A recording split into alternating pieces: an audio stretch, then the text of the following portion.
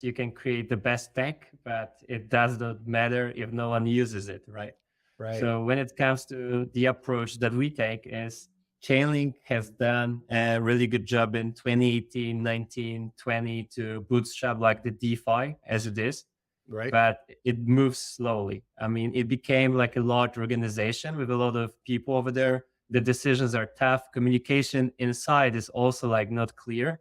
Right. So, when you have like that kind of problems in a space, in an industry that the innovation cycle lasts like 2 months, like truly every 2 months, if you froze yourself for 2 months, you're obsolete in this market, right? Right. So you have to be very on top of things. So we monitor all the trends and try to react as quickly as possible to the ones that are picking up. So to give you an example, we see like ZK being one of the core narrative for a while already. Right. Hence, we were the very first Oracle to be present on ZK Sync.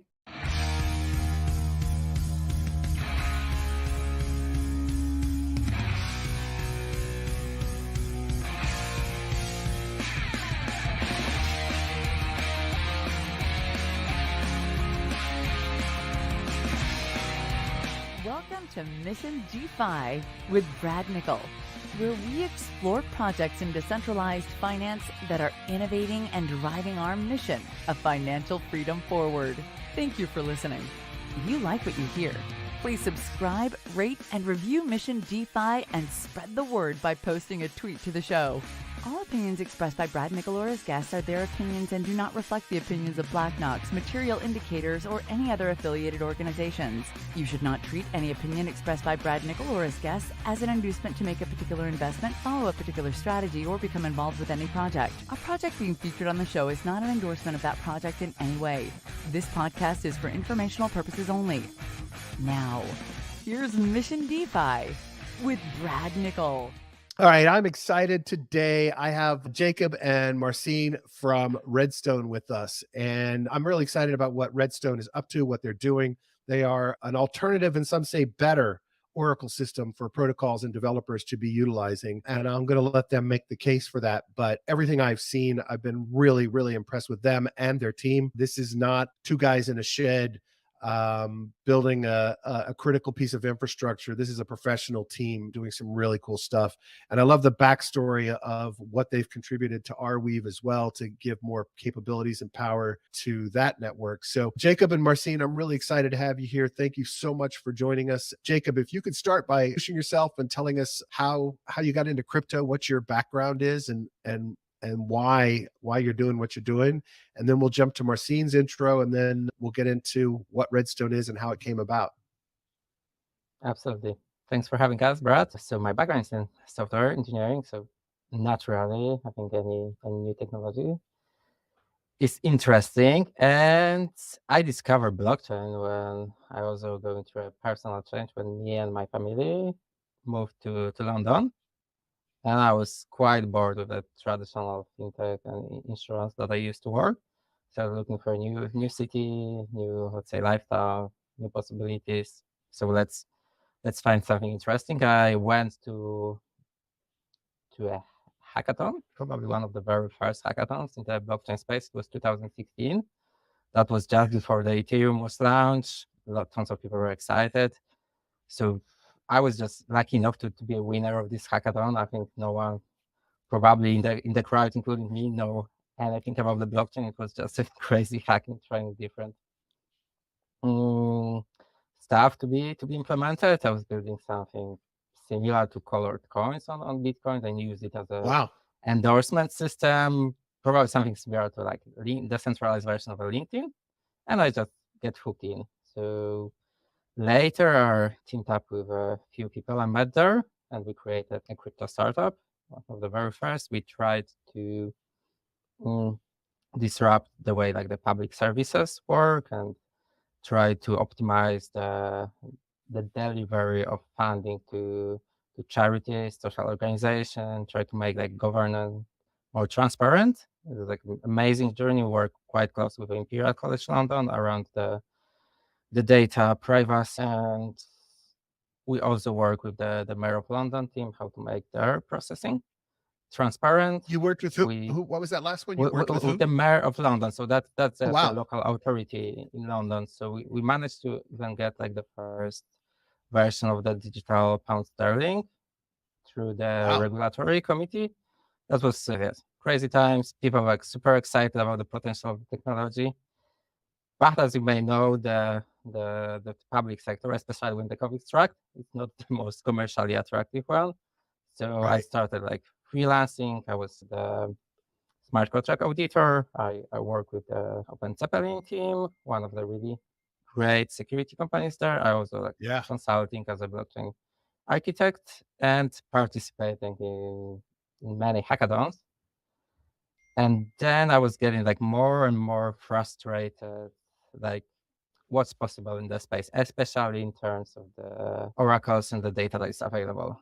So it was like 2020, so 4 years in this since I joined the blockchain space, but still, let's say the amount of data, it was like less than 100 feeds available there. And like Yeah. the How update long were you with interval. Open Zeppelin? Sorry. Mhm. I just wanted to quickly Uh-huh. touch on Open Zeppelin. You were working with Open Zeppelin for a while? Yes, so that's like super interesting because after the first startup was like slowly dying, winding down. So I was like looking for some extra cash, and I was like participating as a bug hunter. So there are like protocols. You can find a mistake. You can apply for a bug bounty. So I found a few, and one of the bug bounties was actually in the code that was audited by the Zeppelin guys. So they contacted me. We like Nice. what you're doing. Do you want to somehow get involved? We are looking for auditors. And it was like a very funny interview, and they gave me like a test question to find bugs. They managed to find a bug that it wasn't supposed to be found, so they needed to contact the That's great. body.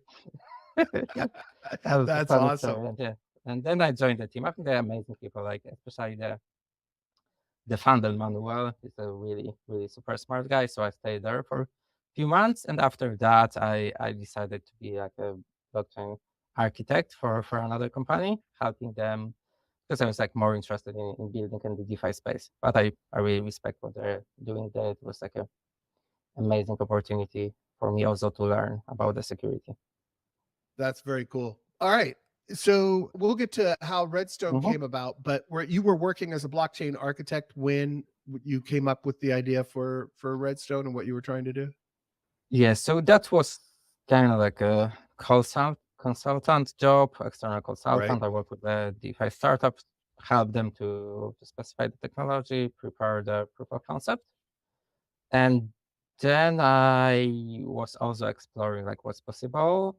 As I mentioned, participating in hackathons, getting frustrated with the Oracle space. And then I discovered Arweave, and I joined the very first incubator. And that was amazing Nice. experience. I think the team was really welcoming, and it was like fantastic people in the very first batch of the incubator. I think the people from Ardrive, the people from Speron, people from Kai, they're like a great companies that came That's from awesome. that. Mhm. Cool. So I couldn't like speak higher about the support we get from the core team. I think like Sam was in every meeting of like Sebastian, the COO. They're very approachable. It was not only about the technology, but how to create a company, how to prepare a pitch, how to deal with fundraising, excellent connections, etc. I think it's a That's great awesome. experience. Yeah, I have found them to be very professional. The community is so engaged. It's really an impressive the way the ethos has of the founding of that thing has kind of transferred into how the community functions. Really interesting. I had a guy named Tom Wilson on yesterday who built Stamps protocol on Arweave. Really just likable, nice guy, but he said the same thing. He said that it always feels like everyone's on the same team, which is pretty amazing. So, all right, Marcin, how did you end up here, buddy? I got invited by Brad to Mission DeFi, right? So my journey started late 2017 when I started reading about Bitcoin. Naturally, did the first transaction, set up wallet. And that was the time I was writing my bachelor's thesis. And I was like, okay, let's pick up this blockchain technology as the main topic. So I wrote about how hashing function works and basically blocks are created and all the basics over there. And then I started, digging deeper into the implementations, like what can be actually built on top of that. So I started working for something that was called Polish Accelerator of Blockchain Technology at one of the projects. Apparently, I got to know Jacob, who was a kind of like a also consultant on the architecture and what's possible, because especially at that times, like 2018, people had heads full of ideas, but there had to be someone who knew how technology works to bring them down on earth and tell them what is possible and what is not. And that was the Jacob's job over Nice. them. So we got to know each other. I would say from the very beginning, at least from my side, I really like Jacob's approach of being down to earth and, like reasonable, extremely reasonable. And I was like, yeah, it would be cool to work together sometime in the future. So on the way, I created like 2 startups that failed. For one of them, I asked Jacob to be like kind of an advisor. He was willing to do so, but he was also like quite swamped with work. Fast forward, I joined Google Cloud in 2020. And at one point, Jacob came back to me and said, hey, I have this idea for an Oracle that could be quite revolutionary. And I was like, I'm on board. I mean, like anything that Jacobs comes up with and has a high conviction, I believe there's, worth giving a try, right? So at the beginning, I was like part-time helping him out with the biz dev, like Discord, communication, some materials. As you know, like there's a lot of heavy lifting in development in the first place. And then after some time, I just switched full-time as COO at RedStone, and I'm extremely happy that I can be part of this journey. It's like crazy good. That's awesome. And let's start by talking about, Jacob, what you saw or what we see now as some of the problems with the current Oracle implementations that are out there. Obviously, ChainLink is the largest in the space. There are others, but what was the problem you saw there that you thought you could solve by building RedStone? Absolutely. So the reasons why we decided to build RedStone. So it was 2020. So 4 years after I joined the space, but I see like it was a very little progress in the way we serve data to be consumed on chain. There are like tons of limitations. For example, only like about 100 feeds available. Then the let's say latency of data was in the highest frequency of updates was about 10 minutes, but most of the data was updated daily. So it was like a speed, let's say, of the technologies in the 80s when you can deliver data, let's say, every single day. So it's like, yeah, we are building this fancy technology for the future, but we are so limited. And definitely it was because of the operation costs. So putting all of the information on chain is extremely expensive. Sure. And like the networks, like Ethereum was never optimized for the storage of data. Right. Just trying to optimize the throughput of transactions, the number of interactions that can fit into block, and usually putting some data into storage requires a lot of input output operation, access to these ever-growing Merkle trees, trying to get a proof, accessing the disk space, etc. So they are heavily punished and very expensive. So in 2020, there were some alternatives. For example, that's how I discovered Arweave, the perfect example of this chain that was designed for storage. Right. Compared to Ethereum, it was never designed for storage. And also we discovered like a new chains. For example, we also use Streamer, which is amazing technology for broadcasting information in a decentralized way. So we're using like the one single chain to do everything, like it was at the beginning of Oracle, is not the most efficient way. So we decided to build a new, very modular Oracle system when you can take tons of data. So currently we actively monitor like more than 1,000 assets at the few seconds interval. So we are putting like literally billions of data to the decentralized storage, both on Arweave and broadcasting through the streamer network. That's having at the fraction of cost that it will entail on the main Ethereum chain. So that was the big, I think, step forward, just to use the technology in a more creative way, use the novel approaches for broadcasting, for storage, and build like a more flexible Oracle system when we can keep the data in one network, but consume it in other networks. And the data is consumed only when it's really needed. So we do not need to periodically put prices. But when you, for example, need to execute a transaction and you require price, that's the only time when you bring it on chain and pay for that. So that was the idea, to make it like more scalable and more efficient, and pay only for the data that you are going to use. Right. So the idea is that existing Oracle systems have time lapses, right? They store the data over and over again on a schedule, and it may not be the schedule. It may not be the schedule that an application needs, right? It may need it more frequently, whatever. And at the same time, they do that because of the cost for storage, right? If they do it more frequently, then it's going to cost way too much, and there won't be a benefit to utilizing it, because it would cost too much money to store the data. And so you basically said, oh, wait a minute, there's a cheaper way to store data. That's what Arweave was for. It was meant for that. It was meant to make it inexpensive and permanent and lasting. And secondarily, there was a product streamer that would allow you to get the data to people faster, to applications and protocols faster. And so you took those two pieces and you said, all right, I'm gonna build something that works better. Marcin, in terms of kind of solving the problem, one of the problems was, I think, that Arweave didn't necessarily have an easy way for you to work with it, right? I mean, there was a root, from what I understand when we talked last time, there was like a rudimentary smart contract capability on Arweave, but not to the power you guys needed. And so one of the things you did was build something new for Arweave. Is that correct? Yeah, so the backstory is that natively on Arweave, we don't have smart contracts because of its design. So you can create a kind of like a layer on top that would calculate the state as you do. And initial concept for SmartWeave, because that's the name of the concept, came out of the Arweave team. So for our Oracle design, we needed that capability on top of Arweave.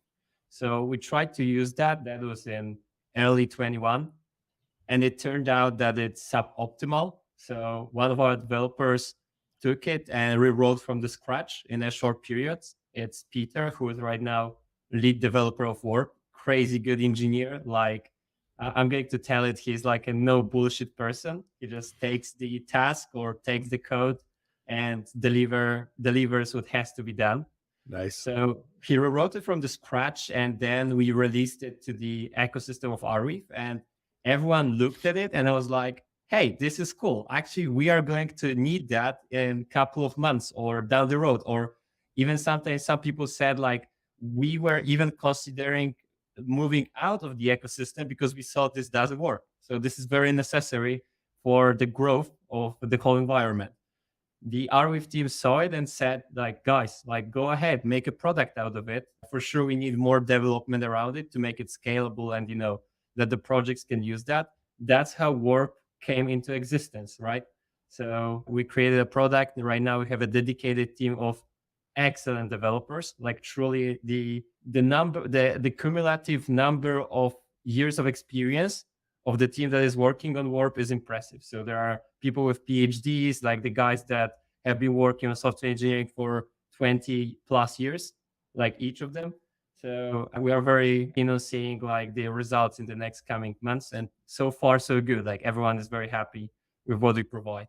And so for you all, Jacob, you had this idea, you figured out a significant problem in the space, one that still plagues most protocols right now. And you guys built the ability to make it happen and work. Did you guys raise money to get off the ground? How did you pull all this together and pull together all this talent that you guys have on the team?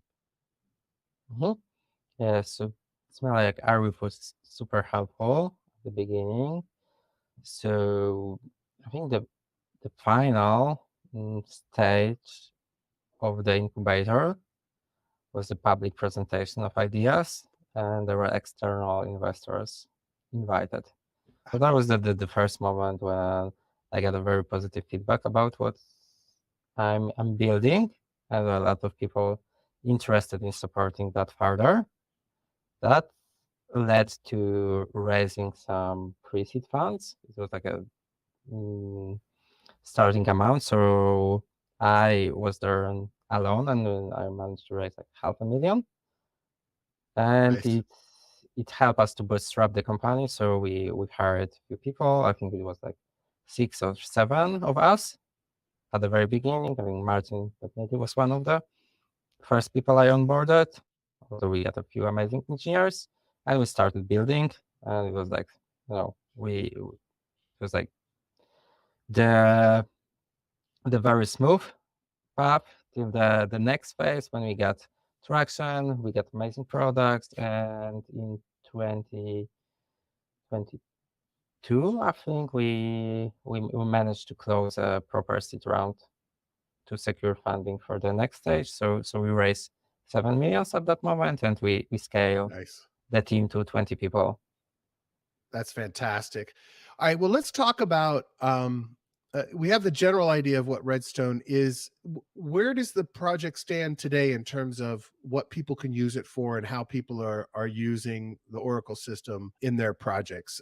Is it primarily pricing data currently? Are there other ways that it's being used? And then, yeah, let's just talk through that a little bit. And the other thing I want to talk to you about is, what's it been like trying to penetrate this market with something with ChainLink kind of, holding a lot of market share? What's it been like for you guys to try to get into the market with RedStone?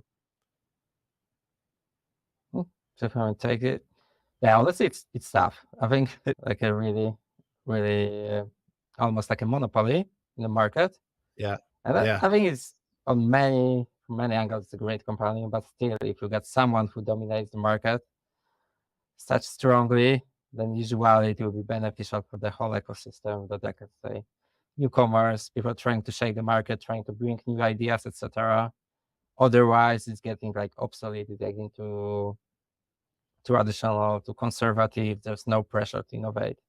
And we're also like super happy to see that even like the big players, from what we are observing, they are planning to launch something similar, probably I think at the end of the year or maybe next year, in called like a low latency data that is actually mimicking our approach. So it's good that we are bringing these new ideas and seeing that we can help the whole ecosystem. But on the, let's say, the market growth side, it's really tough.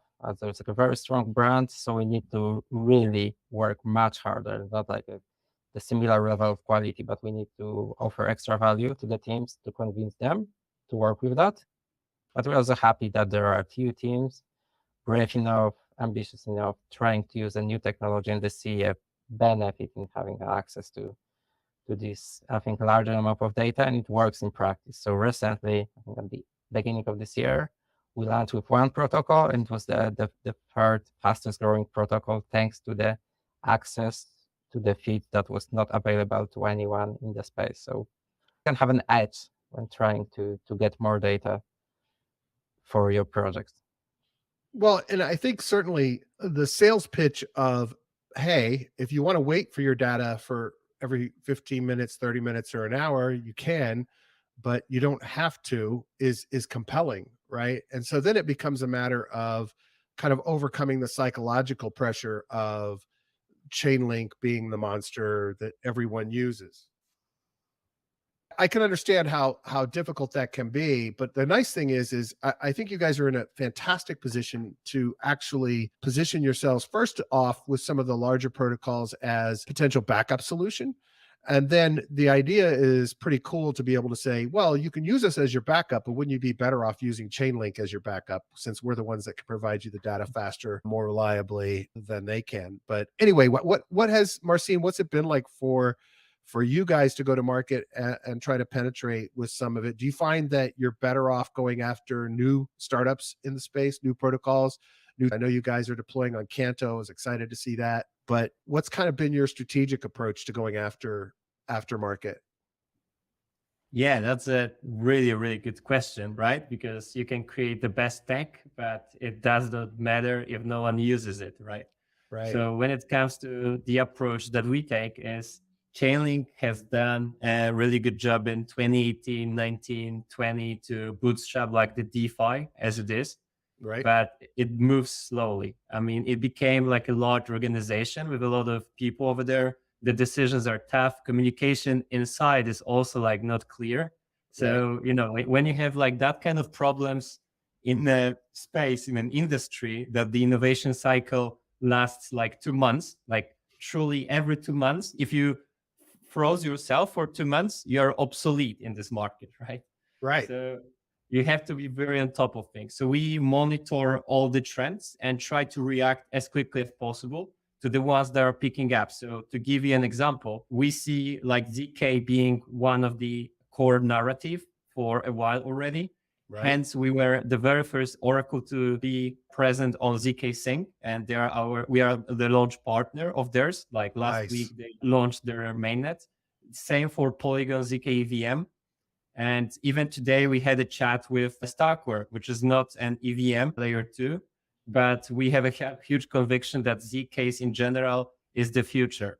We are very close with Scroll as well. So, you know, like we want to be close with such partners. Kanto, you mentioned, also like a lot of innovation happening over there. It's picking up interest of both developers, like the OGs, as well as the investors. So we are the first Oracle and still the only one to be on Kanto. So it's very, very exciting to work with, you know, new brains over there. So I would say first, being present where the innovation happens. Stop having the narrative of DeFi summer of 2020. So we have to innovate, right? Right. And then the second, have a different value proposition. So that's something that Jacob already said. We are fast paced, high frequency, and a lot of custom data feeds that you cannot get from other incumbents, right? So I would say these are the main points. And in terms of onboarding new feeds into your system, is that something that happens faster with you guys that it does? I mean, look, ChainLink is legendary for taking months to even consider adding new data feeds and new chains to it. Is that something you guys are able to act more rapidly on? You're able to onboard new data, new feeds back more quickly? Yes, Exactly. by far. Okay, go ahead, Jacob. Okay, so I'm much more nimble. So in our case, let's say that we are startup. Decisions are made really fast. So just a few conversations among us. We are even in a single physical location, so like super easy. We need this feed. What are the risks? What are the sources? How to deal with that? It can take like, if we are under pressure, it can take like 1-2 days, and we can start serving the necessary information. So if you've got a protocol that really wants to use RedStone but needs this particular feed, if you all see that there's a benefit to that, you can add it pretty quickly. Exactly. I think that that is to me almost as powerful capability as the speed at which you can serve data, right? The ability to be nimble enough to get people what they need, so they're not sitting there waiting or trying to work around the fact that ChainLink can't give it to them soon enough. So that's fantastic. In terms of kind of your adoption levels, I mean, you have a pretty good sized team at this point, but do you feel like, well, what has been your approach to kind of getting community engagement into RedStone, right? Because I'm a firm believer that a lot of what gets driven in terms of biz dev and partnerships and outreach can be community. In your case, you're almost really a B2B provider. And so that's a little more difficult thing to spin up, is actually to get even a community behind a product like yours. Is that something you guys think about or work on? Or do you feel like you're really better off going direct and doing the kinds of things you're doing now to get attention from protocols and developers? Yeah, so in my opinion, it's way better to create like a concrete use case with a project rather than shout out loudly on Twitter or any other media that we partner with each other, because partnership nowadays can mean many things, and you can have full of partners but not much happening underneath, right? So our approach is to have, like, you know, in-depth conversation with developers and people who design systems, to also get to know the current needs of projects. Just to give you an example, like Jacob started with the idea of having like the off-chain on-demand Oracle, where the dApp user sends data together with the transaction, right? Which is like very good. And Right now, Delta Prime, for example, on Avalanche uses that model and has a lot of edges thanks to that. But we see that the market also needs other approaches. Therefore, this week we released like totally revamped docs of ours that developers can dig into and see not one, but 3 models, depending on your needs. So one is this core. That's what we call RedStone core. The second one is RedStone Classic, where you can have like ChainLink-like interface to just plug in your application. And then we have like a resolver that updates prices on chain with your specified interval and the deviation that you are happy with. In the second model, of course, the costs of gas are higher, but on such networks like Arbitrum and Zcase, then we can still manage that, let's say, right? And the beauty of it here is that with ChainLink, you have to accept their heartbeat and deviation for a specific token. And here you can decide, right? And then there's the third model, which is called RedStone X, and it's based on GMX approach of how the flow goes, where in simple terms, first the dApp registers a transaction in block number N, then anyone can pick that transaction, connect price feed together to that transaction, send it back to the dApp, and then the dApp executes the transaction in the very next block. So that the price is not revealed, so that you cannot do any front running. So it's like front running protection.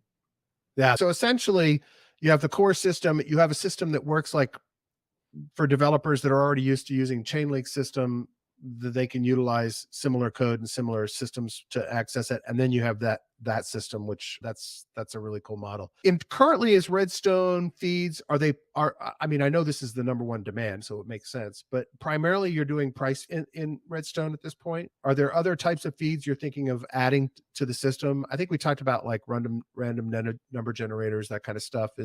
Are those kinds of the things that you're going to be adding to the system as it goes forward? Or are you really finding people are focused on price feeds? Okay, so the infrastructure is really flexible. So we get some type of data, like, for example, information about NFTs.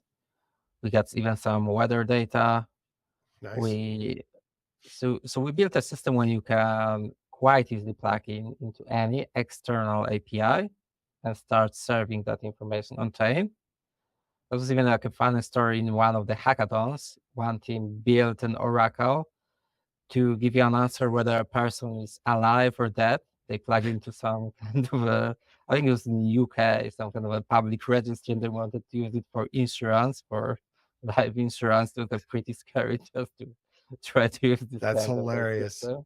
Yeah, but it's like a very flexible system. But honestly, I think still the biggest interest is with the traditional financial data, like the prices of the tokens, etc. The DeFi is still the driving factor of the industry.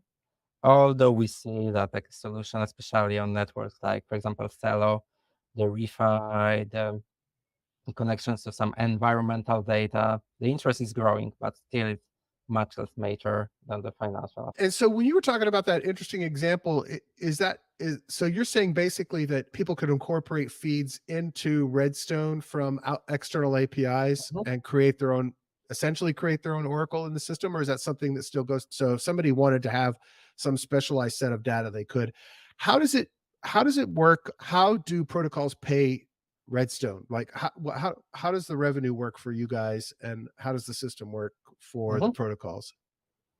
Okay, so it's also important to know that they are not paying us. They are paying the data providers, so the entities that are operating nodes and deliver data. And we are like a Web3 company, so we get our token. In order to be a node operator, you need to put a collateral in our token, and then you get the right to collect fees from the protocols. So we focus on building the network, the infrastructure, the tools, and then invite external operators to run the service and collect fees. Nice. So that's our idea, to rather focus on bootstrapping the network than being like a direct service provider. That's cool. And then for being a node operator, so sounds similar to other Oracle systems, but the node operators are actually providing the data. How does that system function and work? Are there competitive node operators for different price feeds? How does that structure work, and how does someone become a node operator? Mhm. So at the moment, in order to be a node operator, there's still like an enrollment process. We want to check like who is behind the node operator. So we screen the candidate, but usually like do not often see like announced like node operators. Usually they're like a professional companies that are, let's say, adjusted to being a data operator for other oracles. That's Right. the mainstream of the candidate. And do they compete? Not necessarily. So it's also like connected to our token model. So the protocol has specified the list of feeds that is interested into.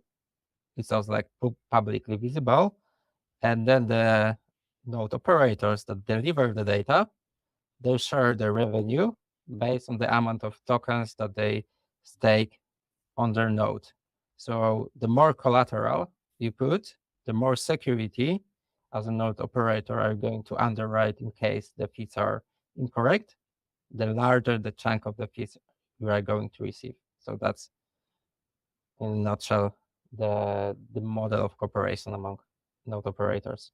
Nice. And in terms of third-party node operators, how many do you all have now? Yeah, so we are in the enrollment process. I think we got like a short list of 15 of them, and like slowly we are be moving them into production. Nice. Very nice. That's great. What else are we missing about Redstone in terms of kind of understanding the value proposition there? It sounds incredibly powerful to me. And I think the ecosystem desperately needs it. Is there anything else that we haven't covered in kind of what Redstone does and how it functions and why it's valuable? I Marcin? would say, I would say from my perspective, one thing that we haven't touched upon in my opinion is important in the long term is the team, right? So Jacob Sure. started alone with the idea, right? But thankfully he got on board like very dedicated and experienced people. So it's not like a bunch of people that randomly met on Twitter and don't know each other and then don't know their credentials. It's rather Sure. like a team of 80% software engineers with, track of record building like various systems on the BD side. So I'm one of the black sheeps over here that is not coding, but still we try to be very much educated about all the technology. So it's not like, hey, I'm not a technical person. Don't talk to me engineering. Right. It's rather, I'm not writing code, but I try to understand as much architecture as possible, right? So I would say there are no strangers in it. We are all located right now in Poland because just the quality of people over here is brilliant. We have a physical office here. So in the moment when everyone appreciates like distributed teams and being, like all over the world, which is of course fantastic, we also admire having lunch together or chatting about very tough problem over a coffee, because then you have this human touch, right? Like there's no Right. like, okay, sorry, wait a second, my headphones are down, or sorry, my internet is troublesome today. So there's a huge value in that aspect too. No, I think that makes a lot of sense. And some of the best programmers in the world I've encountered have been from Poland and Ukraine over my career. So I'm confident that the talent is solid there. And I think that's a critical thing, right? It's you had built reputations in the space already, and you were early, Jacob, building in blockchain and crypto. And so I think that probably helped you as well for when you guys went out to start hiring people, right? Here's something innovative that you're doing. It's an interesting problem.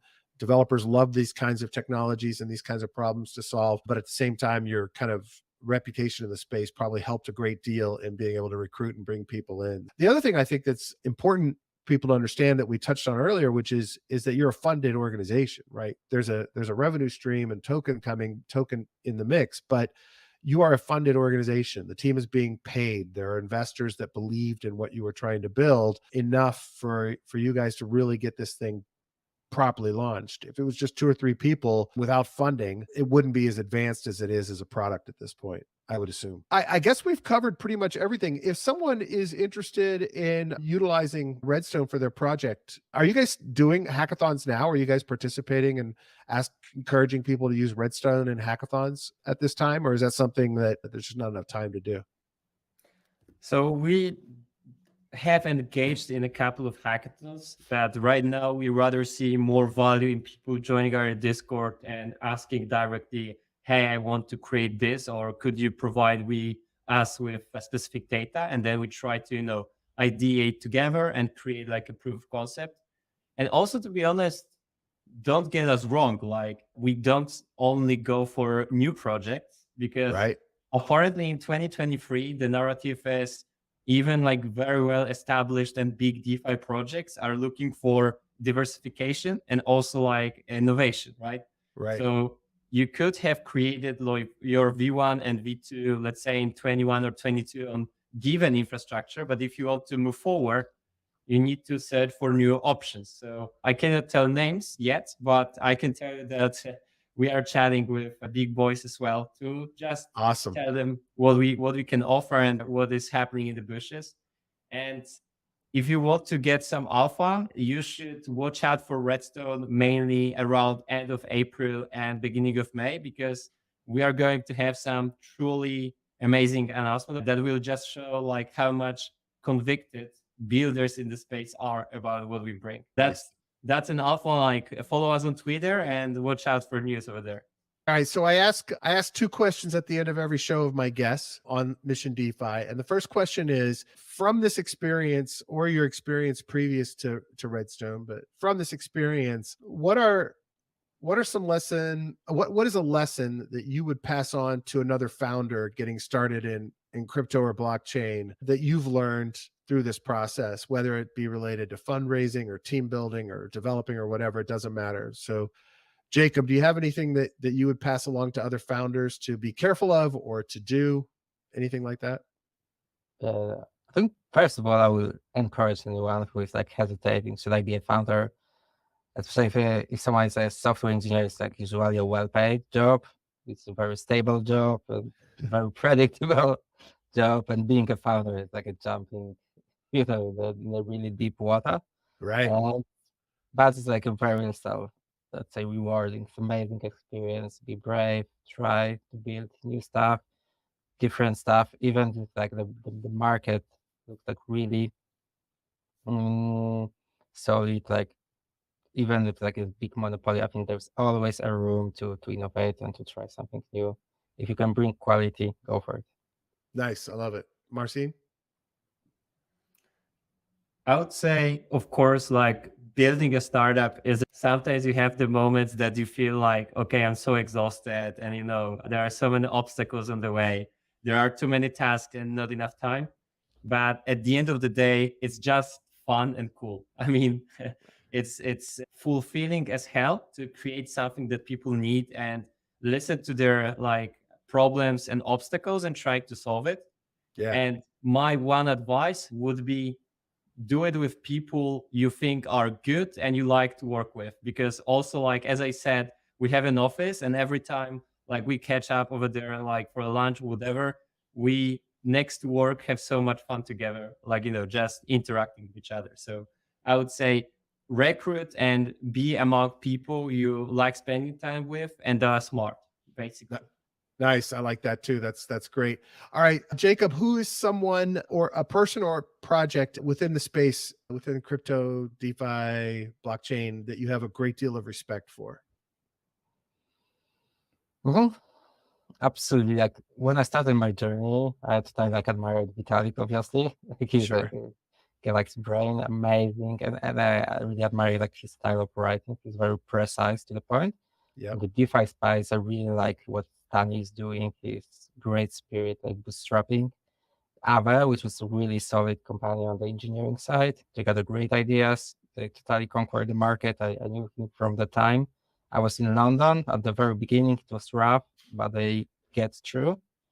And yeah, and now there's like not only Ava, but also Lens. I think that's amazing creator in the space. Excellent. Excellent. Marcin? Yeah, for sure there are a bunch, but I always like to mention people that I met in person. I had a chance to chat with. So for sure, like Alex Gluchowski, like from ZK Sync, it's Sure. astonishing person, and what ZK Sync has delivered is just crazy good. And yes, Sandeep from Polygon as well. Like Polygon has been there like as one of these layers that got a lot of traction, not only in DeFi, but also in traditional world, like for corporates. And right now they also innovate in the ZK space. So I would probably bring a list, but let's mention these two. That's awesome. And of course, Polygon is a biz dev machine. It's just nuts how many deals they do. That's fantastic, guys. Really appreciate it. If people want to use RedStone, they should go to redstone.finance, join Discord, ask questions, learn more about it, read the documentation. Is that the best way for them to get in touch? Yes, I would say Twitter is solid. So we try to release over there like most important news. Discord, we are very active over there. And if anyone has any question, you can always reach out to us over there. Like we are very approachable. So it's not like they submit a ticket and then wait like 2 months. No, like the response is fairly immediate. That was good. That was awesome. That was great. That was very good. Guys, thank you so much for coming on. I really appreciate it. This is fantastic. I'm excited for what you're doing, and I look forward to seeing you guys succeed at even larger scale. Thanks for having us. Yes. Thanks, man.